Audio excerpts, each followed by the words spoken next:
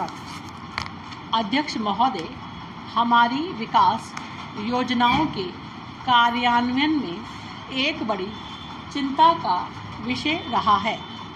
जन्म दर में पर्याप्त कमी लाने में हमारी विफलता, इस कारण से जनसंख्या में भारी वृद्धि हुई है।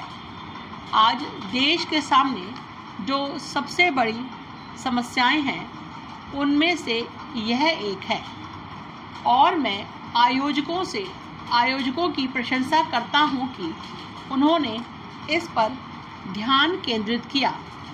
इससे पता चलता है कि वैज्ञानिक समुदाय इस समस्या से चिंतित हैं और इसके समाधान में अपना योगदान करना चाहता है। इस समस्या के समाधान के बिना देश का सामाजिक आर्थिक विकास संभव नहीं है। हमारी वार्षिक जनसंख्या वृद्धि दर लगातार 2% रही है और इस गति से सदी के अंत तक देश की जनसंख्या 100 करोड़ हो गई है। सन 2024 तक शायद यह दुगने से भी ज़्यादा 170 करोड़ हो जाए। सचमुच ये आंकड़े डराने वाले हैं। यह वृद्धि तेजी से आर्थिक विकास करने और लोगों की जीवन स्तर सुधारने के हमारे प्रयासों पर प्रतिकूल प्रभाव डालेगी।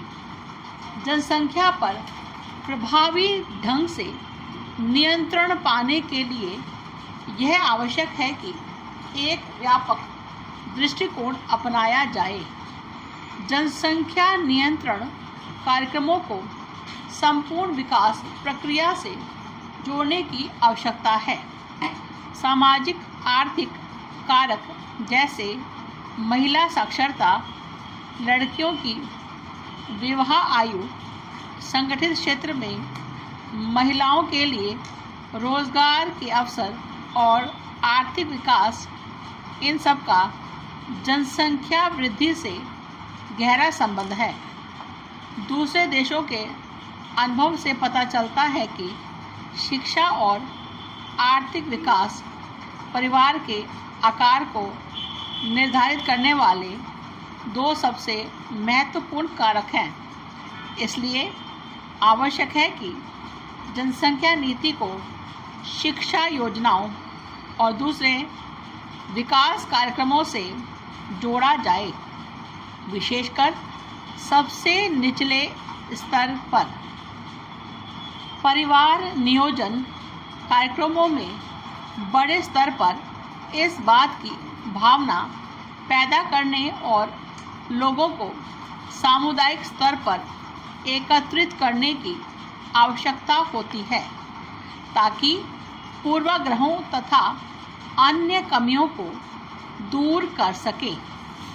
हाल में कई सार्वजनिक मंचों पर प्रभावी जनसंख्या नियंत्रण कार्यक्रम की आवश्यकता पर बल दिया गया है। प्रधानमंत्री ने आगे कहा कि यदि आप गांव में जाकर किसी ग्रामीण परिवार नियोजन की सलाह देते हैं, तो आप उसे जो भी कहें उसकी अपनी भाषा में कहिए, वैज्ञानिक भाषा में नहीं। उसे समझ में आ जाएगा और आप पाएंगे कि आपकी आशा से कहीं शीघ्र परिणाम मिल रहे हैं और शायद बेहतर मिल रहे हैं। वर्तमान स्थिति को बदलना होगा।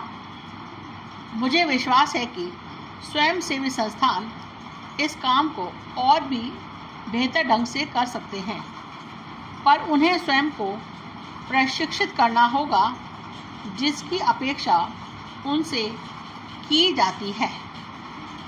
यह दायित्व विशेषकर हमारे विद्वानों और वैज्ञानिक समुदाय को वहन करना है। आपका जनमत तैयार करने वालों में महत्वपूर्ण स्थान है। आप काफ़ी प्रभावी सिद्ध हो सकते हैं, पर इस प्रभाव को प्रयोगशाला से कार्यक्षेत्र तक पहुंचाना कठिन काम है। मैंने बहुत से मामलों में देखा है कि वैज्ञानिकों ने बहुत अच्छा शोध कार्य किया है।